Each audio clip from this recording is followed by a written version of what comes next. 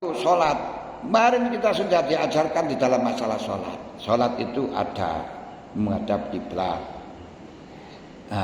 Kenapa kok menghadap kiblat? Padahal Allah itu tidak ada di barat untuk menseragamkan semuanya umat, semuanya ini berkebersatuan. Ternyata kebersamaan ini adalah penting. Di dalam jamaah ada imam, terus semuanya mengikuti kepada imam. Dan kemudian di dalam mengikuti imam, kalau imamnya salah asalkan tidak melanggar hukum, harus kita ikuti.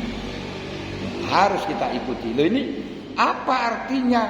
Harus kita pahami. Tidak hidup bermasyarakat, ini harus ada kebersamaan yang dipimpin oleh seorang pimpinan. Dan harus takluk dan tunduk pada pimpinan. Jangan sampai kita tidak mengikuti karena ada kepentingan pribadi.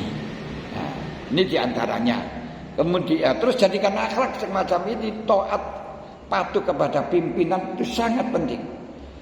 Nah, sekarang ini menjadi guncah, menjadi rame di masyarakat kita. Saling teror, meneror, saling olok-mengolok. Kenapa? Karena akhlak daripada syariat itu tidak ada. Akhlak yang ada dalam jamaah yaitu untuk kebersamaan tidak ada. Selalu menyalahkan orang lain saja. Ini permasalahannya, tidak ada kebersatuan. Tidak ada taat pada pemerintah, inginnya berontak saja. Kenapa? Karena ingin berkuasa. Ini yang berakibatnya itu akhlak. Maka alhamdulillah Indonesia walaupun seperti ini masih baik dibandingkan dengan yang lain. Kita tahu di Somalia, di mana Somalia itu agamanya Islam 100%, pengikut Wahabi 100%. Akidahnya sama, tapi tidak pernah berhenti peperangan. Kenapa? Karena tidak punya akhlak, yaitu jangan saling menyalahkan orang lain. Bisa kamu berasa benar, tapi jangan menyalahkan orang lain. Jangan sifat pemberontak yang semacam ini. Ini loh yang perlu dimiliki, akhlakul karimahnya. Kita jadikan akhlak.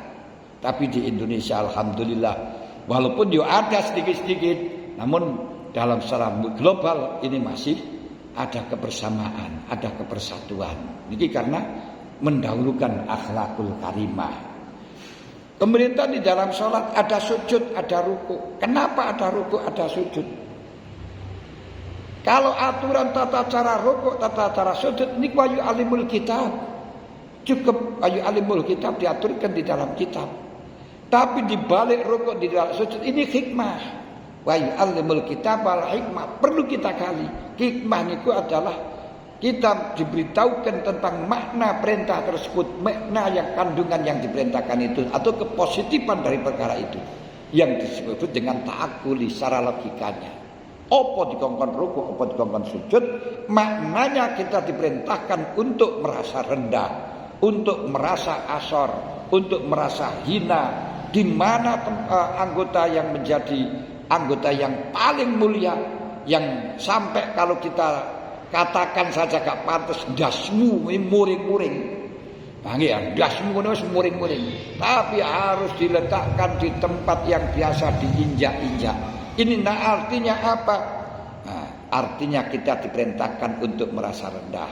Karenanya di dalam melaksanakan rukuk, di dalam melaksanakan sujud, jangan hanya secara formalnya kita lakukan, tapi pada waktu itu ungkapkan rasa hinamu, rasakan rasa asormu, di mana engkau dijadikan perkara yang asalnya lam yaku syai'an mazkurah, tidak ada apa-apa sama sekali, baru pertama kali didahulukan, diwujudkan dengan berupa perkara yang kalau kita sebut orang pantas, pejuh, yang kan disebut orang pantas. Padahal kita pertama kali wujud kita jenenge iku. Ini jenenge ini disebut orang pantas. Pemane diwasno, ini orang pantas. Nah, itu diwasno ya menjijikkan. Bahkan diletakkan sembarangan itu akan menjadi permasalahan besar. Niku lho. Nah, mulane ungkapkan kerendahan kita, ungkapkan kehinaan kita, ungkapkan asoran kita di hadapan Allah. Nah, kalau kita tahu bahwa hikmahnya adalah mengungkapkan asor, menganggap keagungan Allah, maka ini jadikan akhlak. Kapan saja, di mana saja, merasalah engkau menjadi orang yang rendah. Kenalilah dirimu adalah orang yang tidak ada apa-apanya. Kenalilah dirimu bahwa engkau seorang yang hina.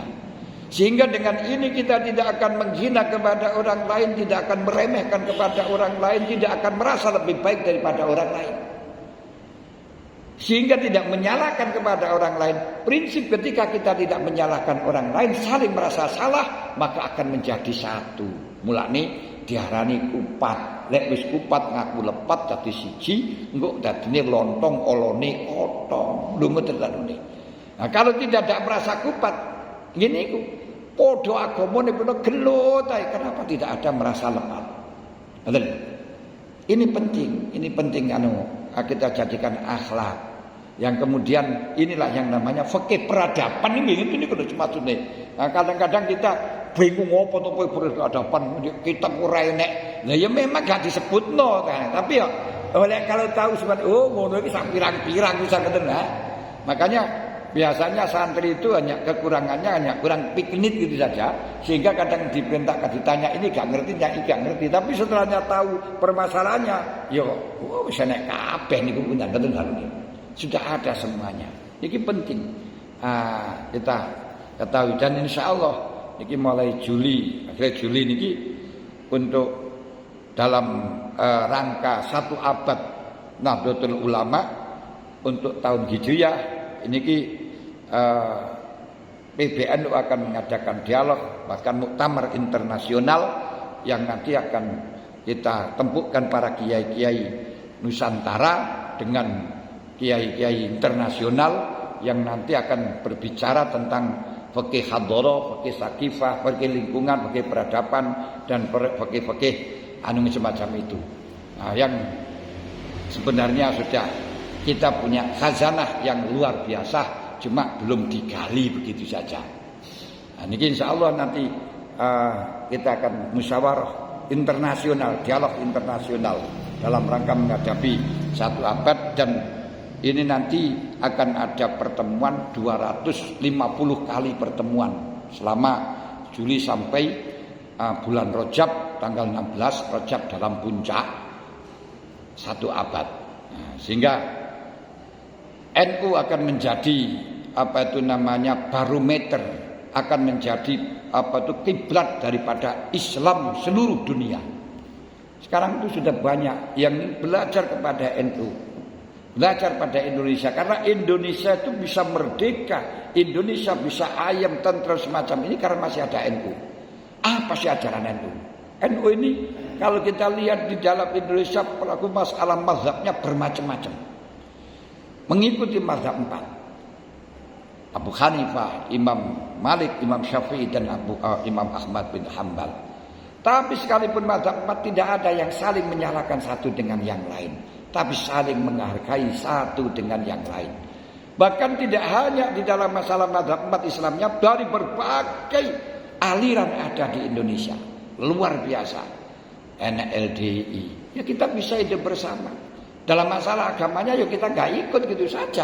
Lanak maluna walakum malukum. Nah, jadi ada Ahmadiyah. Ya jangan diganggu, gak masalah sudah. Ada Islam kejawen. Gini gue enek Islam kepercayaan. Nah, ibarat ini. Ya sudah gak masalah. Ono Hindu, ono Buddha, ono apa. Tapi kita bisa bersama. Inilah kenapa kok bisa Indonesia yang multi agama, multi aliran, multi pulau, multi budaya, multi bahasa, tapi bisa satu dirangkai dengan Bhinneka Tunggal Ika. Ini banyak yang ngeri. Kalau kita lihat Somalia negara kecil, Arab itu negara kecil, hanya 30 jutaan orang Arab ini. 30 juta ini kalau orang itu ya berapanya saja. Tapi gak bisa tentrem. Gelut karo Yaman mulai dulu sampai sekarang gak selesai tukaran bom-boman itu ya.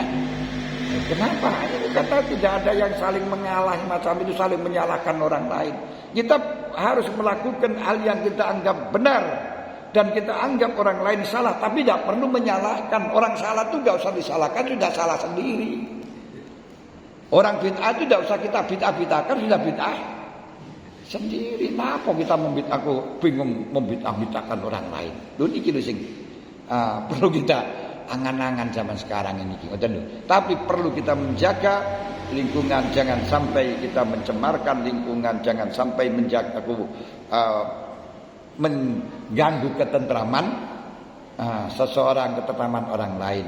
Yang itu juga diungkapkan oleh Kang Kaji Mairama niko, dilarang melarang kesenangan orang asal tak mengganggu lain orang. Lho niku penting.